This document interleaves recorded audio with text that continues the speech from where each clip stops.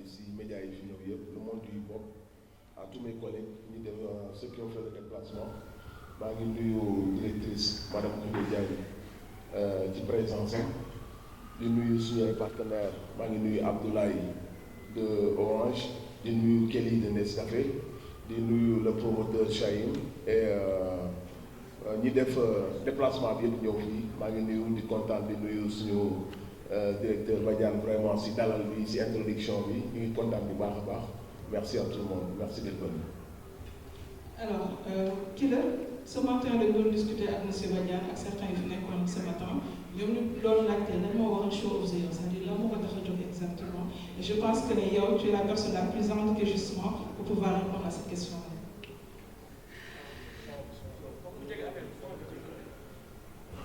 C'est bon.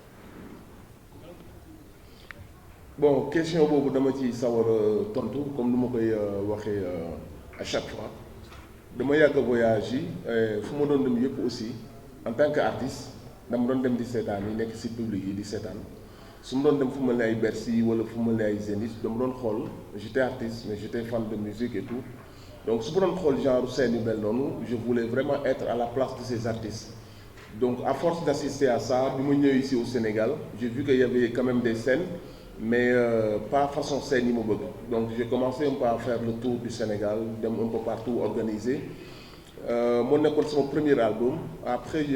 2 ans après j'ai sorti mon deuxième album et j'ai vu que c'était aussi accueil bu bon pour cette question comme nu mooy faree di ko waxee rek dama yàgg un peu voyager un peu partout mais fu ma mosoon dem aussi dama doon cette année les plus grands concerts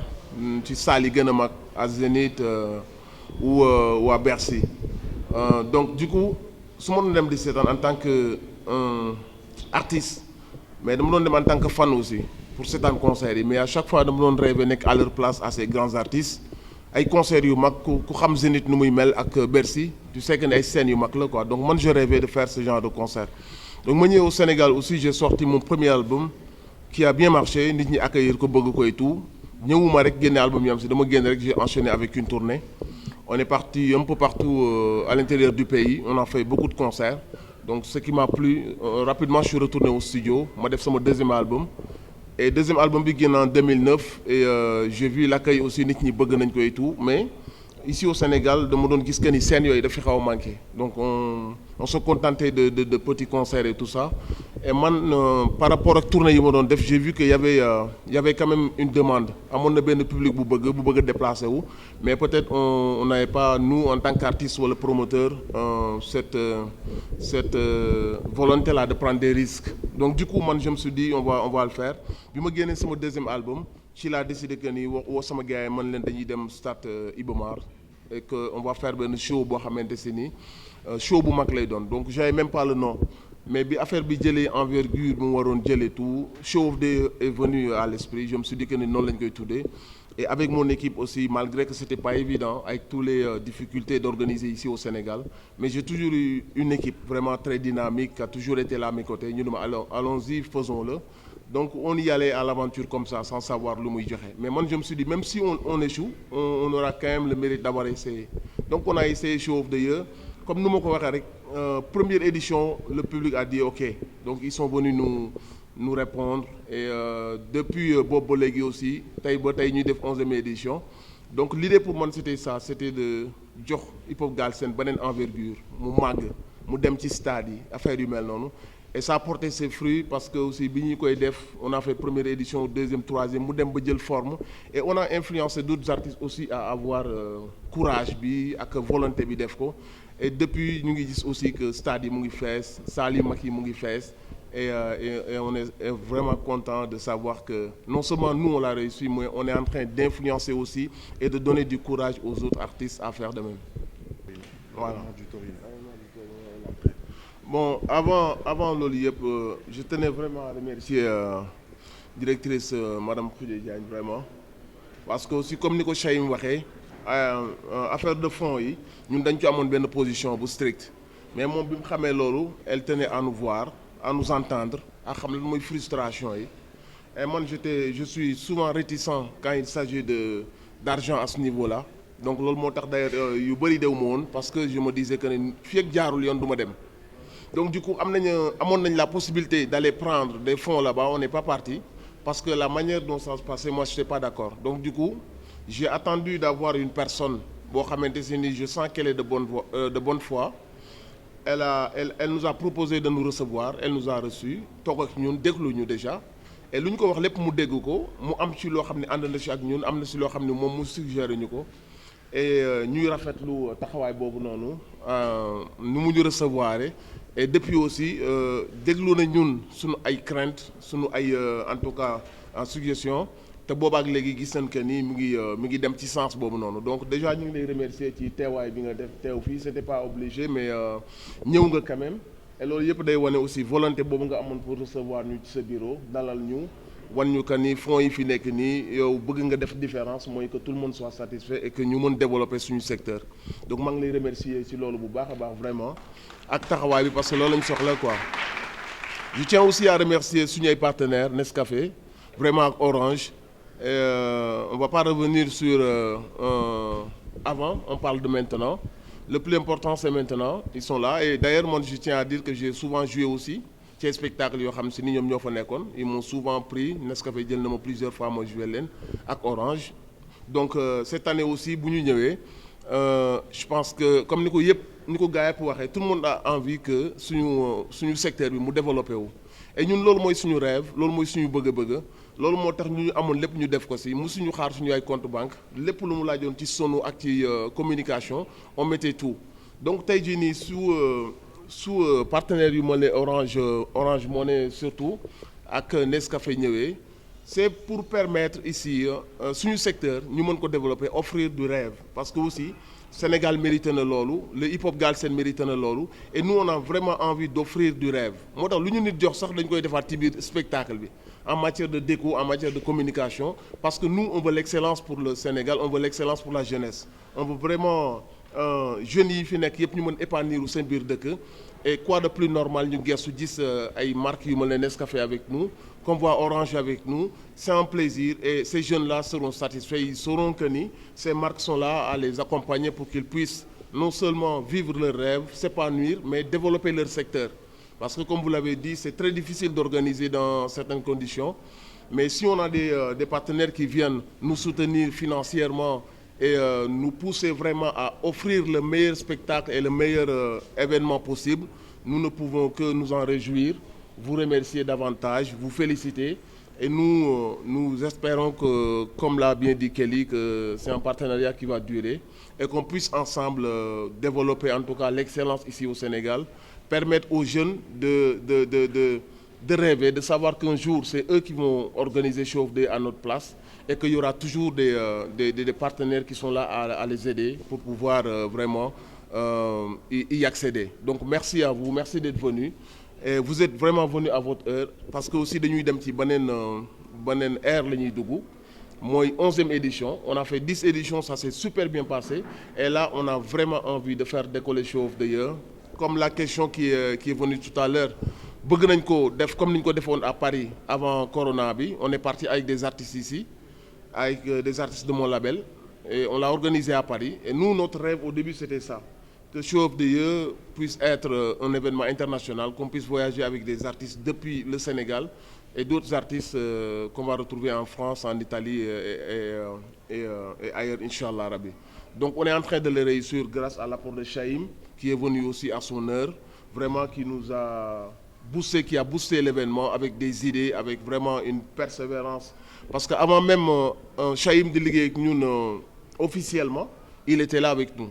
Donc il faisait même pas partie de l'équipe, mais bëgg na hip-hop, yàgg na ci hip-hop et c'est un gars qui m'a toujours aimé et qui disait que lépp lu may organiser rek moom mi ngi ci. Donc je tiens à te remercier devant tout le monde. Merci d'avoir été là et merci aussi d'apporter quoi. Yaa ma gën a xam yi merci mon gars. Merci. Donc on parle. La première question c'est l'entrée, je pense. Accès presse. Oui, il y aura ça, bah oui. L'entrée pour moi ça va être comme ni ko gars yi waxee on offre de rêve 10 éditions amu ci benn entrée bu banal. On met le paquet et pour tout ce qui est le déco, pour tout ce qui est la déco, pour tout ce qui est vraiment non du ma wax lépp je dirai pas tout je vais laisser quand même mu am benn suspense mais c'est juste pour vous dire que ni du banal jamais ça va jamais être banal on va toujours mettre le paquet pour que ñu surprendre leen comme que ni ñu ko daan defee et incha allah rabi l'heure aussi comme ni ngeen ma ko laajee on va essayer de comme deux dernières éditions yi quand même gën naa teel a yéeg quoi et cette année on va demander au public de venir plutôt que ni ñu ko daan defee parce que plus public bi teel a ñëw plus ñun ñu teel a commencé plus man moom gën a mën a yéeg sur scène quoi donc que le public vienne vraiment 20h mu fekk leen fa 21h fekk spectacle bi commencé ah man balaa minuit wala minuit et quelques man je pourrais monter sur scène incha allah rabi.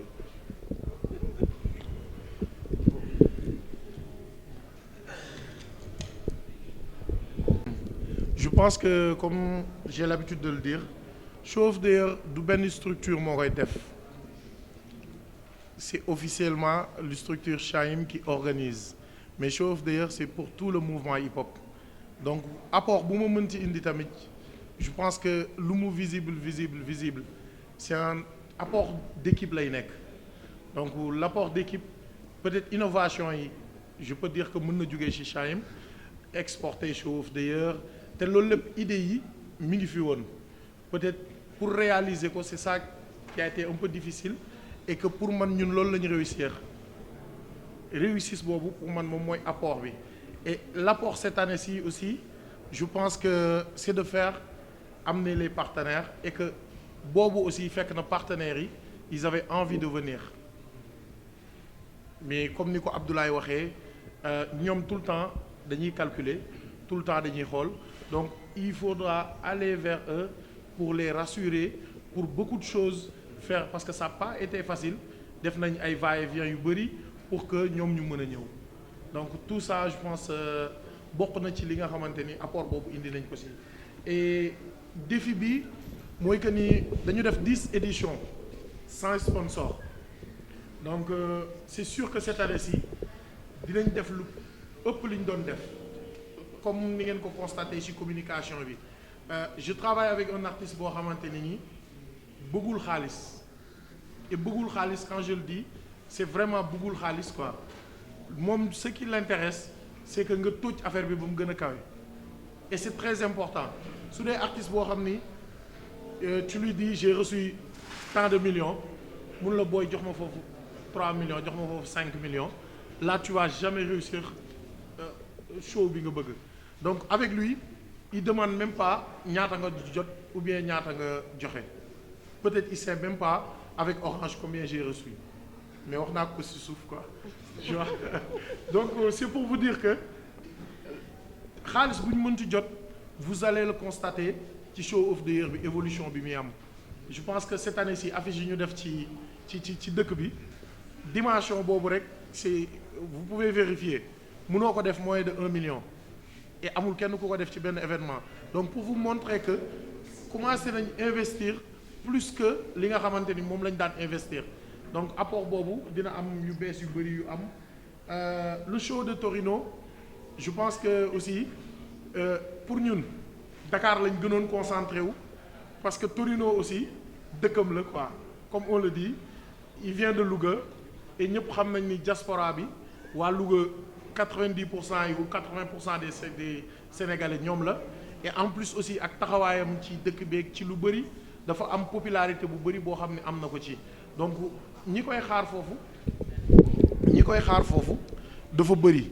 donc ñun dañu concentré aussi Dakar bi mais on travaille avec un promoteur qui est sur place Bamo Vision et Doomu Jolof c'est des partenaires yoo xam ne chaque année ñi ngi ak ñun donc le temps que man ma nekk fii ñoom ñi ngi foofu et que dès le lendemain du show ici à Dakar peut-être moom mën na noppale ko 2 jours day dem bu demee ñun ñu toog fi aussi foofu aussi il y a une équipe qui continue le travail donc pour foofu moom du nekk problème et financièrement bon je pense répondre naa ko du yomb parce que li ñu bëgg moo ngande ku gis Show of the Year fii chaque année il y a beaucoup d'événements yuy am et Ibamar chaque fois aussi day am événement ba ci mbalax ba ci tout mais à chaque fois ñëpp li ñuy wax nan ngeen di def pour réussir Show of the Year wala dara mos naa ko bind sama compte et c'est effectivement vrai Show of the Year juste pour feu d'artificiel yi dañ ciy dépenser plus de 500 000 juste pour feu d'artificiel yi et duñ ko jëndee Sénégal dañ koy jënd indi ko donc juste pour indi benn différence par rapport ak show yi fii am et donc loolu dañuy continuer toujours ci lancé bi financièrement mënuñu def évaluation pour l'instant parce que dañuy dépenser le plus important c'est de faire rêver encore les gens donc loolu moo ëppal njariñ que xaalis bi parce que ñun ñëpp moom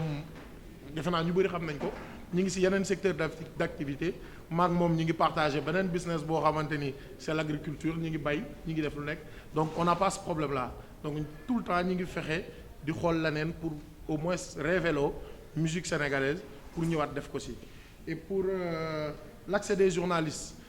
balaa ngeen di génn fii dinaa leen jox seen badge accréditation donc pour ça c'est chaque année dama naan ñu envoyer mail ku ci nekk ñu jox la c'est vrai qu'on travaille ak benn télé et tout donc chaque fois ñoom dañuy bëgg exclusivité bi mais ñun dañuy bëgg a garder site internet yeeg télé yëpp pour que ñu am possibilité au moins même bu dee benn caméra ñu ñëw mën a jël les images et que toujours ci même loolu lañ nekk bu ngeen ñëwee kenn du leen téye di ngeen jot seen badge et que télé boobu dina xam ne vous êtes des partenaires et que ñoom ñu bàyyi leen ngeen def seen liggéey aussi ni mu waree. Après côté sécurité alhamdulilah on a fait 11 éditions je pense que bu fekkee am na événement bu ëpp jàmm show of the year la alhamdulilah mosuñu ci am problème côté sécurité vous avez constaté l'année dernière dañuy am agence boo xamante ni sécurité lay def et que dañ fay fees dell même aux alentours et que on travaille aussi avec la police avec les sapeurs-pompiers chaque fois chaque année dañ koy def et que ren aussi très tôt ñoom yëg nañ événement bi jaar nañ fi ñu war a jaar et que incha allah dinañ ñëw aussi sécurité bi dina doy et pour social bi dafa am chaque fois show of the year je pense benn année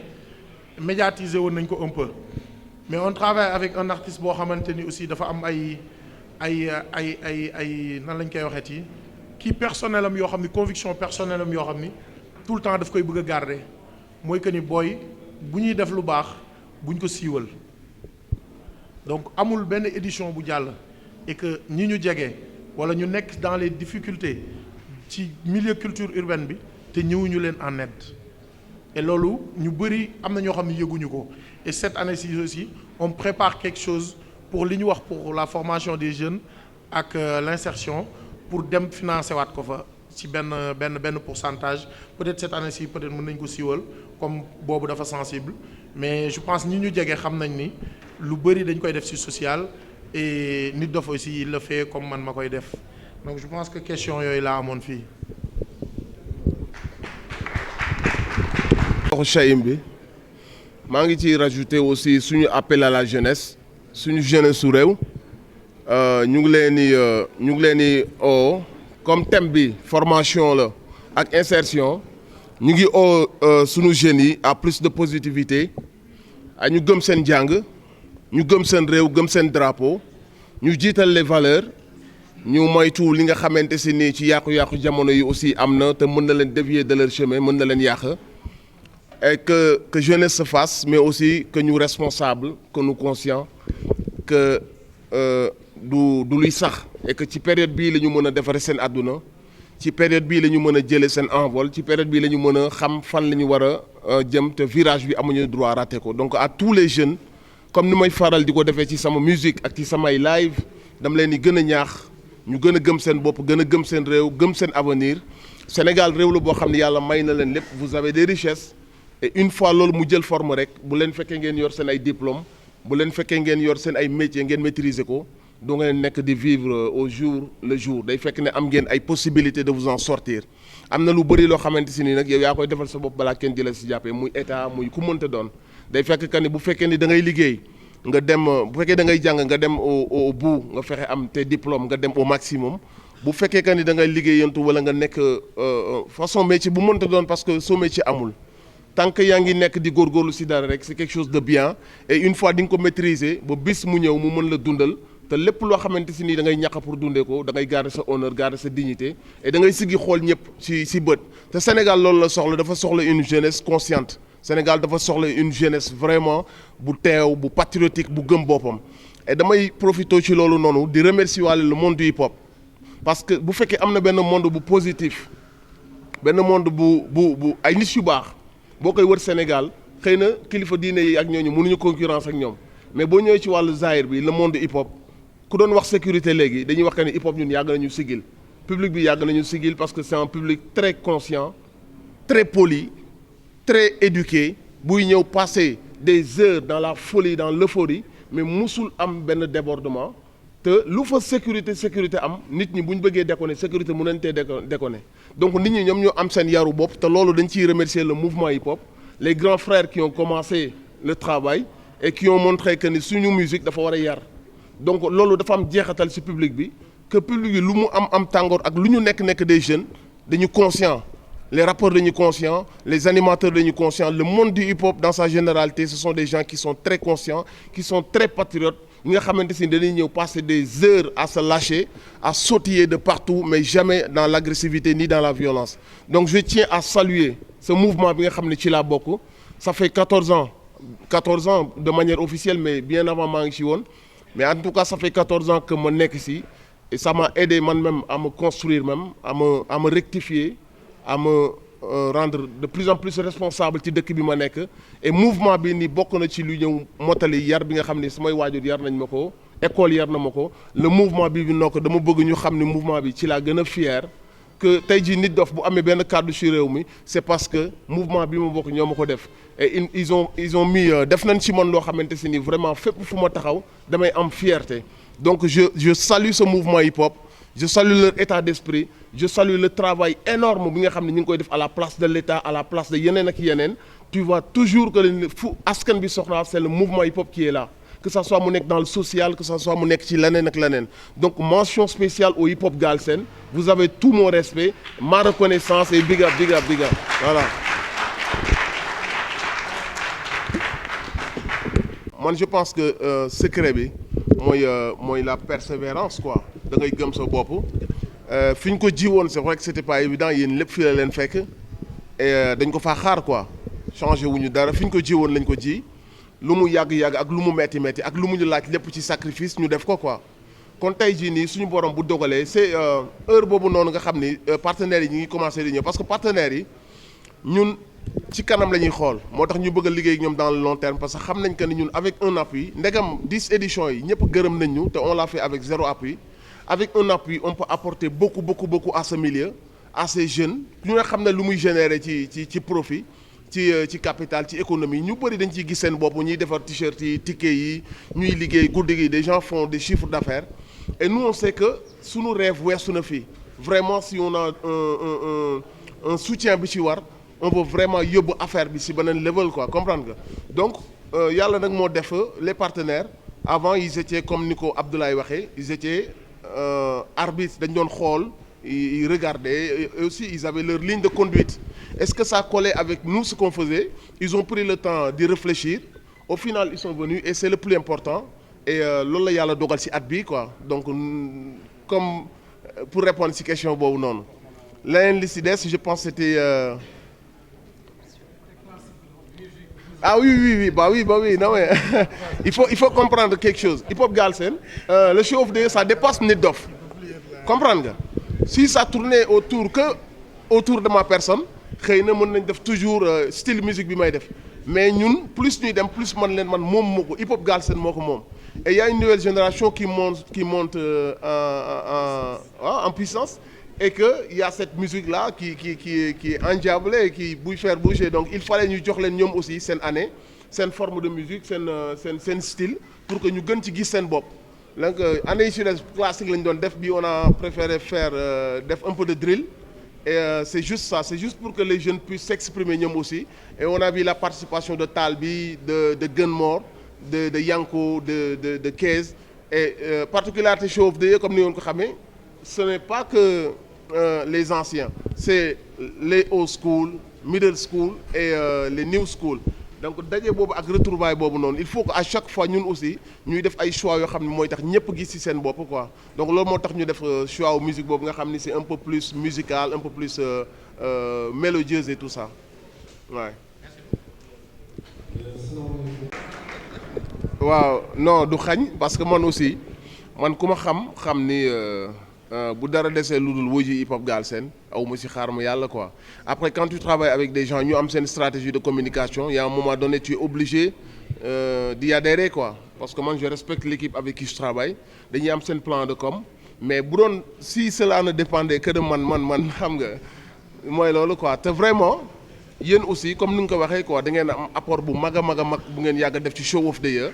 ay partenaires ngeenu fu ngeen nekk aussi que ñu ñëw fa que ñu jël ay spot que ñu bañ a jël ay spot yéen dafa mën la yéen yéenay organiser donc vraiment stratégie la rek on a dit cette année vu le contexte que gëj nañu organiser cette fois-ci on va essayer de communiquer autrement comme ils ont décidé loolu rek moo tax mais du leneen quoi. bëgg a def rek la part des choses entre bon bu dee l'artiste engagé ku xam ni Dof di nga xam que ni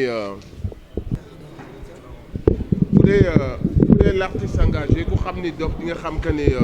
depuis le début il est comme ça. Il a ses principes il a ses convictions gëm-gëmam lay demee mais Nit Dof aussi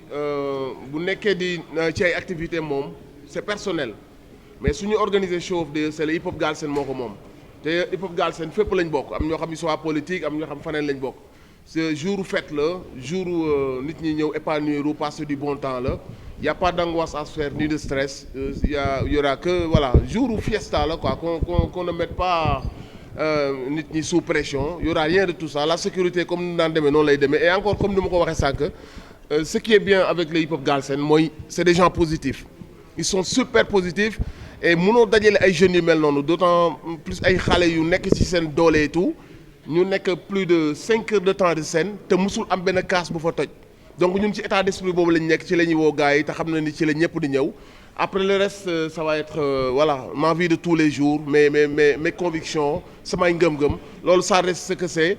et bu ñu paree show of the year je retourne à mes choses personnelles mais là c'est pas une chose personnelle comme ni nga ko waxee c'est un rendez-vous du mouvement hip-hop ñëpp nga fay gis Nit Dof part bi mu ci am moom la ci beneen artiste am moom la ci animateur bi am moom la ci kaneen ak kaneen am quoi donc côté boobu noonu que les gens soient tranquilles qu'ils viennent à l'aise tout va bien se passer la sécurité sera inchallah assurée comme d'habitude et que tout va bien se passer leneen li si des aussi avec Chaim j'aimerais